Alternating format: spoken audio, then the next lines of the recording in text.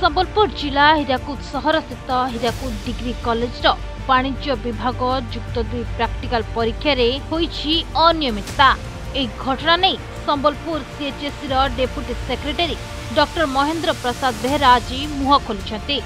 से कहते घटनार तदंत करा तदंत पर एक रिपोर्ट प्रस्तुत कर उपरिस्थ अधिकारी को प्रदान करा।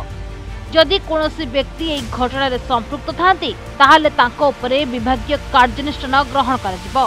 संबलपुर जोन डेप्यूटी सेक्रेटरी आहुरी कहते वाणिज्य विभाग प्रैक्टिकल परीक्षा जनवरी 2 रु 12 तारिख भितर हेबार निर्धारित होइतिला। एही समय मध्यरे परीक्षार्थी माने कौनसी दिन परीक्षा दे परिथांते। जदि कौनसी छात्र छात्री खाता परीक्षा केन्द्र रु बाहर को जाइछि ताहाले एटा बेआईन अटे। एही अनियमिततारे लिप्त थिबा व्यक्तिଙ୍କ विरुद्धरे दृढ़ कार्यानुष्ठान नियाजिबो।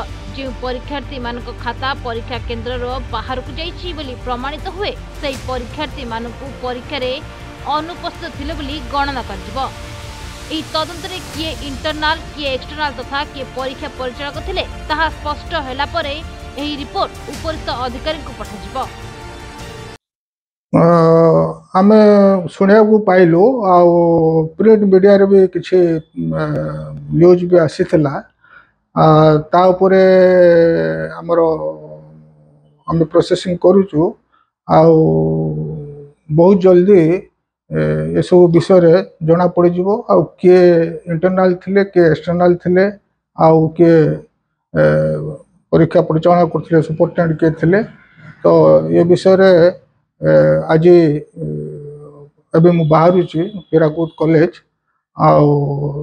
तदंत करा जिवो। तदंत करा पर मु मोर अपर अथॉरिटी को जणै देबे। सर खाता जदी सेमते जदी बाहर को जाइथिबो एक्सटर्नल घर को जाइथिबो कि परीक्षा केंद्र रे परीक्षा करा जाय नथिबो तो से पिला माने तो निश्चित एब्सेंट बोली जना पड़िबो। से माने परीक्षा को आसी नांती परीक्षा देई नांती आ जो माने एथरे इन्वॉल्व थिबे तो हमरो नियम अनुसार पनिशमेंट पाइबा कथा पाइबे। संबलपुर मानस साहू रिपोर्ट प्रतिदिन टीवी।